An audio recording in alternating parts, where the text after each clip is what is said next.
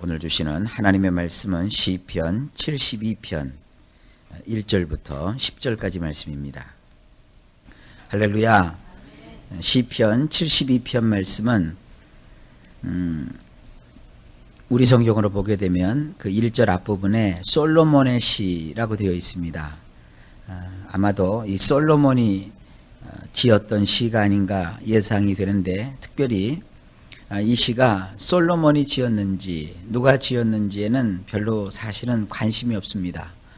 그런데 이 솔로몬이라는 그 이름 자체가 아주 중요한 의미를 두고 있습니다. 이 솔로몬이라고 하는 것은 샬롬이라는 말에서 온 그런 그 이름입니다. 이 샬롬이라고 하는 것은 평강 혹은 평화, 그 평강과 평화의 왕, 그런 뜻이 바로 솔로몬입니다. 솔로몬은 다윗 왕의 뒤를 이어서 이스라엘의 왕이 됩니다. 우리에게는 흔히 솔로몬의 지혜라는 것이 많이 알려져 있죠. 그래서 사람들은 솔로몬이 굉장히 탁월하고 위대한 자인 것으로 생각을 합니다. 그래서 자식을 낳으면 사람들이 그래요. 솔로몬과 같은 지혜를 주세요. 솔로몬과 같이 명석하게 해주세요. 그러는데 사실 성경을 읽어보면 솔로몬만큼 우리에게 실망을 주는 그런 왕도 없습니다. 사람이라는 것이 처음이 좋았다가 나중이 나빠지는 것보다는 처음에는 조금 변변치 않다가도 가면 갈수록 좋아지는 것이 좋은데, 이 솔로몬은 시작은 굉장히 창대했어요. 그러나 그 끝은 얼마나 비참했는지 몰라요. 아버지 다윗이 평생 소원이 뭡니까? 하나님의 성전을 건축하는 것이었어요. 그러나 하나님께서는 다윗 왕에게 성전 건축을 허락지를 않으셨습니다. 그 대신에 다윗은 성전을 건축할 수 있는 모든 장비, 물자, 돈, 사람, 모든 것들을 다 준비를 해놨어요. 그러면서 이 솔로몬에게 성전을 짓도록 유언으로 남기는 것이죠. 솔로몬이 사실은 자기가 많은 재물을 가지고 있고 탁월한 왕이었고 뛰어난 자였지만, 사실은 성전을 건축하는데 솔로몬이 드린 것은 아무것도 없어요. 오히려 솔로몬은 왕궁을 크게 짓는데 많은 수고를 했고 돈을 들였고요. 성전을 짓는 그 기간보다 왕궁을 짓는 기간이 더 오래 걸렸어요. 우리가 단지 솔로몬에게서 귀하게 여기는 것은 그가 1000번제를 드렸다는 것이죠. 1000번제라고 하는 것은 제물을 1000개를 준비를 해서 1000가지 그 제사를 아주 동시에 드렸던 그거 외에는, 특별히 그 솔로몬 행적에서 우리가 하나님 앞에서 그가 잘했던 행적을 찾아보기가 별로 쉽지가 않아요. 별로 없다는 얘기예요. 그저 인간적으로 잘났고 똑똑했다, 뭐 그 정도는 우리가 생각할 수 있어요. 그래서 어쨌든 솔로몬이 왕으로 있는 동안에 하나님의 성전을 건축해서 광야에서 성막 가운데 계셨던 하나님이 이제 안착한 형태인 성전으로 이렇게 바뀌어지는 모습을 우리가 볼 수 있습니다. 광야에서 그 허름한 성막에서 하나님께 제사를 지낸 것이나, 또 아주 멋지게 만들어 놓은 성전에서 하나님께 제사를 지내는 것이나, 제사를 받으시는 분은 오직 하나님 한 분이시라 마찬가지였거든요. 그런데 솔로몬이 초창기에는 그 성전을 아름답게 해줘서 하나님께 바쳤고, 백성들을 모아놓고 이 성전을 이렇게 졌다고 하면서 뭐 기도도 하고 굉장히 삐까뻔쩍했어요. 그런데요, 솔로몬이 점점 세월이 지남에 따라서 자기가 가진 수많은 재능과 지혜와 물질을 하나님의 영광을 위해서 사용하지 않았어요. 자기 자신을 위해서 사용을 했어요. 백성들은 도탄에 빠지기 시작합니다. 왜냐하면 왕이 사치를 부리면 백성들은 괴로운 거예요. 왕이 근검절약하고 자기를 참 허리띠를 졸라매면 백성들이 편해지는 거거든요. 여러분, 우리나라도 한참 새마을 운동을 하고 나라가 번창할 때는 대통령이 에어컨도 안 틀었대잖아요. 여름에도 대통령이 반팔 입고 부채를 들고 가끔 이제 외국 손님들이 오면 외국 사절단이라든지 외교관들이 오면 그때나 에어컨을 돌리고 에어컨도 안 틀고 사셨대잖아요. 그러니까 그때 우리나라가 잘 살았죠. 근데 그 다음 대통령들부터는 자기들이 무슨 왕처럼 행사했잖아요. 옛날에 그 경제부흥을 일으켰던 대통령은요, 자맹을 잘 다녔어요. 자맹은 뭐예요? 수행원들을, 필요한 수행원들 몇 명만 데리고 그저 잠바떼기 걸치고 이 민간의 백성들의, 국민들의 사정과 형편을 살피기 위해서 이렇게 자맹을 잘 다니셨어요. 그러나 그 다음 대통령들부터는 무슨 자맹은 무슨 자맹이에요. 경호원들을 대동하고 막 그냥 의리빛값 번쩍하게 교통 다 통제시키고, 앞에는 경찰 사이드카가 확 하고 뭐 또 경호원차들이 시커먼 게 앞으로 가게 하고 뭐 뒤에는 군대가 뭐 이렇게 진치고 다니는 것처럼 말이죠. 왕이 행차하는 것처럼 그렇게 다녔다고요. 왕이 자기를 절제하고 자기를 쳐서 복종할 때 백성들은 편한 건데, 솔로몬은 그 궁전을 화려하게 짓고 또 뭐 건물을 짓고 하다 보니까 백성들이 아주 노역에 시달렸어요. 나중에 솔로몬이 가고 난 다음에 백성들이 솔로몬의 그 고역과 노역을 얼마나 진저리를 냈는지 그 솔로몬의 아들 때에 와서 백성들이 난리가 나잖아요. 그래서 그 나라가 두 동강이 나버리잖아요. 근데 마지막 때가 됐을 때 이 솔로몬이 어떻게 했냐면은 결혼을 수도 없이 했어요. 나라를 확장시키다 보니까 우리나라 옛날 고려시대 태조 왕건처럼 결혼 정책을 통해서 평화를 가져오려고 했어요. 그래가지고는 그야말로 솔로몬의 궁녀가 3,000명도 넘을 거예요. 얼마나. 그리고 여색을 탐했든지 뭐 부인이 한둘이 아니에요. 수백 수천 명에 이르는 부인과 첩을 거느리고 말이죠. 그리고 이방 여자들을 끌어들이니까 이방 여자들은 하나님을 모르거든요. 그러니까 자기들이 그곳에서 정말로 섬겼던 우상들을 다 가지고 들어온 거예요. 하나님이 가장 싫어하시는 게 뭡니까? 우상을 가지는 일이요, 우상을 만드는 일인데, 솔로몬의 부인이 됐잖아요. 왕의 부인으로서 그들은 우상을 다 가지고 와서 그걸 어디다 두었느냐? 가장 두기 좋은 데가 어디냐면은 성전이었어요. 성전에다가 이렇게 칸을 따로 만들어 놔가지고 하나님의 성전에다가 우상을 저장해 놓는 창고를 만들어 버렸다고요. 솔로몬이 아버지에 의해서 성전을 건축해 놓고 얼마 지나지 않아서 성전에다가 창고를 만들어 놓고 거기다가 자기의 후궁과 자기의 첩들이죠, 뭐 그걸 그들이 갖고 온 우상들을 거기다가 쫙 진열을 해놨다고요. 여러분 생각을 해보세요. 교회에다가 창고 만들어 놓고 가지각색의 불상을 갖다가 쫙 진열을 한다고 쳐봅시다. 만약에 그러한 목사가 있으면 정신 나간 거죠. 솔로몬이 그 짓을 했어요. 왕이 그러니까 아무도 말을 못했어요. 근데 왜 하나님께서 솔로몬을 치지 않으셨느냐? 다윗 때문에. 아버지 다윗 때문에 하나님은 솔로몬을 봐주셨고, 그 이름 때문이에요. 사실 그 이름이 뭐냐? 평화의 왕이라는 거예요.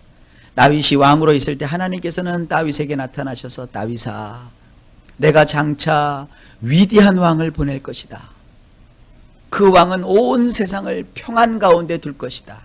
그런 진정한 평화의 왕이니라. 그 너의 후손으로 오시는 그 왕이 왕위를 차지하게 되면 온 세상이 구원을 받을 것이고 너의 나라가 영원토록 지속될 것이니라. 그러니까 이 다윗이 그 평화의 왕이 될 것이다라는 말을 듣고 나서는 자기가 왕위를 물려줘야 될 자식을 낳아놓고 그 자식의 이름을 평화의 왕이다. 그래서 솔로몬이라고 이름을 져준 거예요. 근데 실제로 솔로몬은 평화의 왕의 역할을 하지 않았습니다. 겉만 화려한 왕이었죠. 그러면 여러분, 진짜 진정한 솔로몬, 진정한 평화의 왕은 누구실까요? 그분은 바로 예수 그리스도이십니다. 그런데 공교롭게도 이 시편 72편은 솔로몬의 시라고 표현되어 있는데, 이것은 뭐냐 하면 이렇게도 번역이 돼요. 솔로몬을 기대하며 지은 시. 진정한 평화의 왕을 기대하며 지은 시. 그래서 이것이 솔로몬이 지은 것인지 아니면 누가 지은 것인지는 잘 몰라요. 어쨌든 간에 솔로몬의 시라고 우리가 쓰기도 하니까 솔로몬이 적겠구나. 근데 어떤 사람은 이걸 갖다가 야, 이것은 솔로몬을 칭송한 것이다. 솔로몬이 이런 왕이었다 그러는데 어린 반푼어치도 없어요. 솔로몬은 이런 일을 한 적도 없고요. 이렇게 할 만한 자격도 없는 거예요. 그래서 혹시 여러분들이 기도할 때 솔로몬과 같은 지혜를 구할 땐 이렇게 기도하세요. 하나님, 솔로몬의 앞부분, 그의 인생의 앞부분만 담게 해주세요. 그렇게 차라리 기도를 하세요. 어쨌든 오늘 솔로몬의 혹시 여기 팬들이 계시다면 좀 용서하십시오. 솔로몬이 사실은 그런 사람이었어요. 그래서 오늘 이 시편 72편은 장차 오실 평화의 왕이신 예수님을 기다리며 그 예수님을 찬미하고 찬양한 노래들이에요. 그 내용을 한번 쭉 보겠습니다. 우리 성경에서 미처 우리가 발견하지 못하는 내용들을 원문에서 볼 수 있습니다. 자, 1절입니다. 하나님이여 주의 판단력을 왕에게 주시고 주의 의를 왕의 아들에게 주소서. 원문엔 이렇게 되어 있습니다. 엘로힘이시여 당신의 샤파트를 왕에게 주소서. 당신의 의로움을 왕의 아들에게 주소서. 여기 중요한 두 단어가 나와요. 샤파트라는 말과 의로움이라는 말이 나와요. 이 샤파트라고 하는 말은 뭐냐 하면은 왕이 입법, 사법, 행정권을 가지고 그 나라를 공평하게 다스리는 것을 말해요. 그러니까 엘로힘 하나님께서 왕을 세우셨는데 그 왕에게 입법, 사법, 행정, 온 나라를 평안하게 다스릴 수 있는 그러한 샤파트를 주십사 하는 그런 기도예요. 솔로몬은 그런 정확한 통치를 하질 못했었거든요. 그저 솔로몬의 재판, 그 정도 얘기만 우리가 알고 있지요. 이런 진정한 샤파트는 왕이신 우리 예수 그리스도께서만 이루실 수 있는 것입니다. 예수님은 하나님의 법을 선포하셨고 그 법을 손수 이루셨고 그리고 예수님은 공평한 판단으로 우리를 오늘도 다스리시는 우리들의 왕이십니다. 그리고 여기 의로움이라는 말이 나오죠. 예수님은 그 의로움을 우리에게 요구하지 않으셨어요. 예수님이 그 의로움을 이루시고 대개 이 의로움이라고 하는 것은 율법을 완성했을 때 율법을 완전히 지켰을 때 가지게 되는 의거든요. 근데 우리는 연약해서 율법을 지킬 수가 없었어요. 근데 로마서 5장에 보게 되니 로마서 8장에 보게 되니까 예수 그리스도께서 육체를 입으시고 이 땅에 오셔서 우리를 위하여 율법의 요구를 완성하여 주셨어요. 그래서 주님이 그 의를 이루시고 그 주님이 가지신 의를 사랑하는 그의 백성들에게 나누어 주셨다고요. 우리가 구원을 얻는 것은 우리의 의로운 행실로 말미암은 것이 아니죠. 성령의 씻으심과 중생케 하심과 새롭게 하심으로 하나님께서 예수님이 이루신 그 의를 우리에게 주셨기 때문에 하나님이 예수님 안에서 우리를 보시고 우리를 의롭다고 여겨주시는 거예요. 이 두 가지입니다. 샤파트라는 말과 이 의로움이라는 것을 가지시고 우리의 왕이신 예수님이 우리를 다스려 주시는 거예요. 2절입니다. 저가 주의 백성을 의로 판단하며 주의 가난한 자를 공의로 판단하리니. 우리 성경에는 이것이 잘 나와 있지 않는데 이 2절은 뭐를 말하고 있느냐면 왕에게 주신 그 의로움과 왕에게 주신 그 샤파트로 그가 통치를 한다는 그런 뜻입니다. 원문을 보면 이렇습니다. 그가 당신의 백성을 의로움으로 판결하시며 당신의 고통하는 자를 샤파트로 판결하시리이다. 그러니까 하나님이 왕에게 의를 주시고 샤파트의 능력을 주셨는데 그 왕은 그야말로 하나님이 주신 그 샤파트의 능력과 의로움으로 백성들을 다스리고 통치하고 그들을 이끌어 가신다는 그런 뜻입니다. 우리 예수님이 그러신 거예요. 3절에 의로 인하여 산들이 백성에게 평강을 주며 작은 산들도 그러하리로다. 원문은 이렇습니다. 의로움 속에는 높고 큰 산들이 평화를 백성에게 가져다 줄 것이며 작은 산들도 그리할 것입니다. 여러분, 그 국가에서 녹을 먹는 벼슬아치들을 우리는 뭐라 그래요? 높은 분 그러죠. 높은 분, 위에 계신 분, 그런 표현 쓰죠. 성경도 그런 표현을 쓰는 거예요. 나라에는 높고 큰 산들이 있죠. 이것은 뭡니까? 장관, 또 뭐 국회의원, 혹은 또 무슨 어르신들이 있잖아요. 대감. 그러니까 지금으로 말하면 무슨 판사라든지 검사라든지 지체 높은 분들이 큰 산이고요. 그 다음에 이제 각 고을에 수령들이 있잖아요. 고을 사또, 이런 분들이 작은 산이란 말이에요. 근데 왕이 의로움을 가지고 그 나라를 막 다스리니까 어떤 일이 벌어져요? 고급 관료부터 하층 관료까지 그 누구도 부정을 행하지 못하죠. 왕이 의로운데, 왕이 의로움으로 다스리는데, 그러니까 위에 어르신들부터 고을을 다스리는 사또까지 온통 의로움이 넘치니까 백성들이 어떻게 돼요? 평화가 넘치는 거예요. 이런 통치를 국가도 이루어야 되겠지만 이건 세상 국가에서는 바랄 수가 없는 것이죠. 이건 누구만 하실 수 있는 거예요? 우리 예수님만 하시는 거예요. 그러니까 이런 아름다운 세계가 예수님 안에서 있는 것입니다. 예수 그리스도 안에서 주님이 우리를 다스려 주심으로 크고 작은 모든 자들이 그 주님을 사랑하시는 백성들에게 평화를 가져다 주는 거예요. 그 다음에 4절입니다. 저가 백성의 가난한 자를 신원하며 궁핍한 자의 자손을 구원하며 압박하는 자를 꺾으리로다. 원문엔 이렇게 되어 있습니다. 그가 고통당하는 백성을 샤파트 하시기 때문에, 제대로 다스리시기 때문에 가난한 자의 아들들이 건짐을 받게 되나이다. 억압하는 자들은 진이겨지게 되나이다. 이게 3절 말씀과 자연스럽게 연결이 되는 거예요. 온 나라가 무슨 안에 있어요? 의로움 안에 있고, 그 의로움 속에 있는 모든 백성들을 왕이 샤파트, 제대로 잘 다스리니까 어떤 일이 벌어져요? 가난한 자들이 그 후손에 이르기까지 다 건짐을 받게 돼요. 여러분, 가난한 사람, 못 가진 사람이 못 살겠다면 그 나라는요, 안 되는 거예요. 지금 우리나라가 아주 굉장한 위기 속에 있어요. 요번에 미국하고 무슨 뭐 협성을 체결한다고 하면서 FTA 무슨 협약을 맺는다고 하잖아요. 우리는 사실 FTA가 뭔지 잘 모르죠. 근데 그거는 알고 있죠. 농민들이, 가장 연약한 자들이 지금 괴로워하고 신음하고 있잖아요. 국가에 가서 이렇게 하지 말라 그러는데 경찰들을 동원해서 그 사람들은 다 억압을 하고 자기들끼리 지금 다 해먹겠다는 거예요. 그러니까 이 나라가 지금 어떻게 가게 됐는지 참 안타깝죠. 어쨌든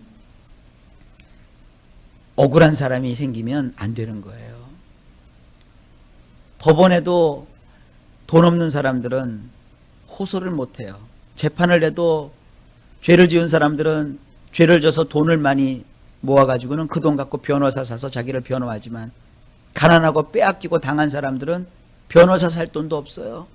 그래서 막 가슴을 친다고요. 그러면 안 되는 거예요. 그건 잘못된 나라가 되는 거예요. 근데 하나님이 다스리시고 하나님이 통치하시는 그 나라는 가난한 자의 아들들이 건짐을 받아요. 또 그들을 억압하는 자를 왕이 가만두질 않아요. 그들을 짓이겨 버리세요. 그러니까 나라가 어떻게 된 거예요? 편안한 것이죠. 이런 통치가 누구 안에서 가능한 거예요? 예수님 안에서 가능한 거예요. 그러니까 세상에서 이런 세계가 올 것을 꿈꾸는 사람들은 참 정신적으로 해로울 거예요. 왜냐하면 이 세상은 이렇게 될 수가 없어요. 그러나 우리가 예수님 안에 있으면 예수님은 우리의 억울한 사정을 다 헤아리셔서 우리의 억울함을 풀어 주십니다. 우리를 억압하고 우리를 짓눌렀던 그 모든 원수들을 하나님이 다 짓이겨 버리시고 우리를 거기서 끄집어 내실 겁니다. 왕이신 우리 예수님의 능력이 그렇습니다. 5절입니다. 저희가 해가 있을 동안에 주를 두려워하며 달이 있을 동안에 대대로 그리하리로다. 이제 술술 나가요. 그들은 대대로 해가 있을 때도 달 앞에서도 당신만을 두려워합니다. 그래야지요. 우리 예수 믿는 사람들은요, 하나님만을 이 두려워한다는 것은 무서워서 발발 떤다라는 뜻도 있지만 하나님만을 경외하고 하나님만을 사랑한다는 것이죠. 여러분, 하나님은 우리를 사랑하시지만 우리는 동시에 하나님을 두려워해야 돼요. 가장 크신 분이시기 때문에, 가장 높으신 분이시기 때문에. 그 다음에 6절입니다. 저는 뱀풀에 내리는 비같이 땅을 적시는 소낙빛같이 이 말이니. 원문을 보면 이렇습니다. 그가 내려오시리라. 예수님이 내려오신 거죠, 하늘에서요.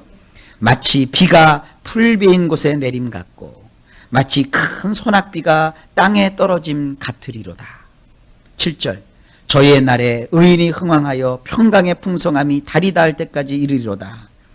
이렇습니다. 원문엔 그분의 날들에, 그분이 다스리는 날들에는 어떤 일이 벌어지느냐. 의로운 자가 번성할 것이며. 그렇죠. 착한 사람이 잘 돼야죠. 그렇죠. 착한 사람이 잘 돼야 되죠. 예수님 안에서는 그렇습니다. 엄청난 평화가 달이 닳아서 없어질 때까지 있으리이다. 세상에 저 달이 언제 다 닳아버릴까요?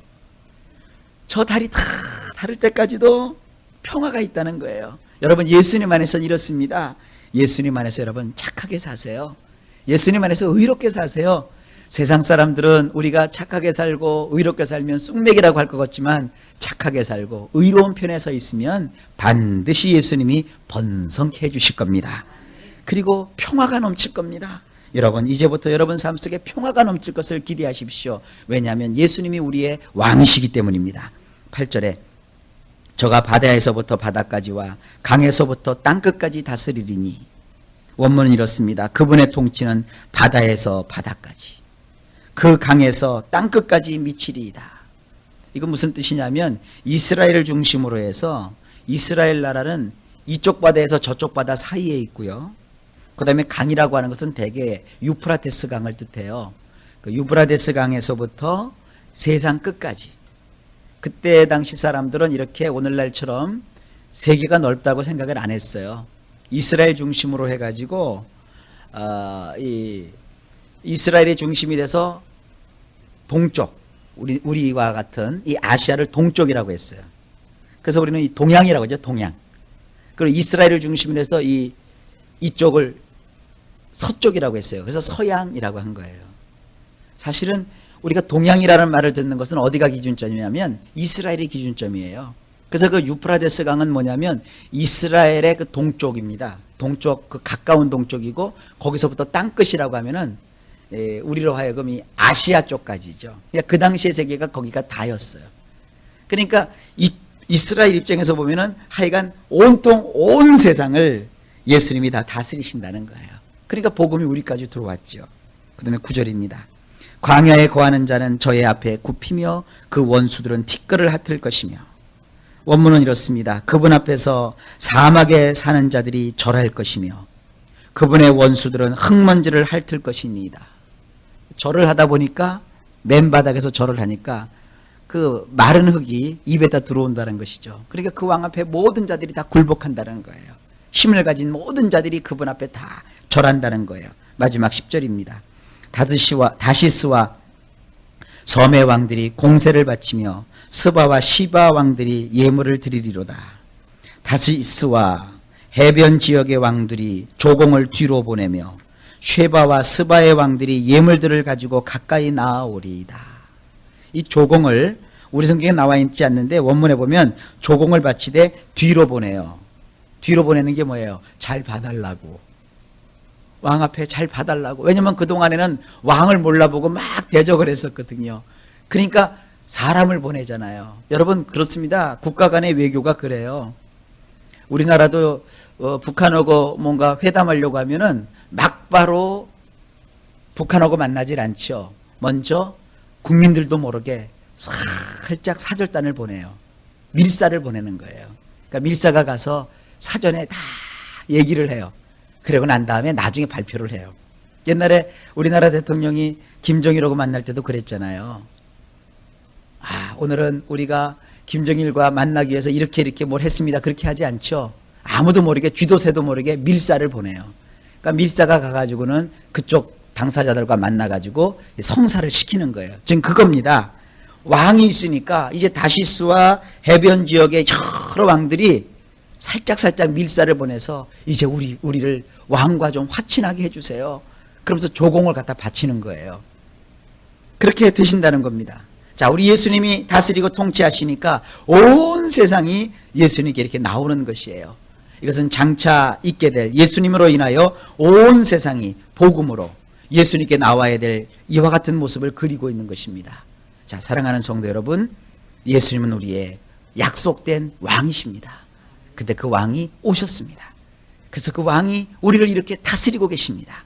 샤파트와 의로움으로 우리를 다스리니 우리에게도 평화가 넘치고 번성함이 넘치고 그 왕 앞에 우리도 나아와서 왕이신 예수님을 섬기고 경외하는 이런 복된 인생들이 되셔야 될 줄로 믿습니다. 왕의 통치를 받는 우리 모두에게 하나님이 주시는 엄청난 평화가 넘치시기를 예수님의 이름으로 간절히 축복합니다.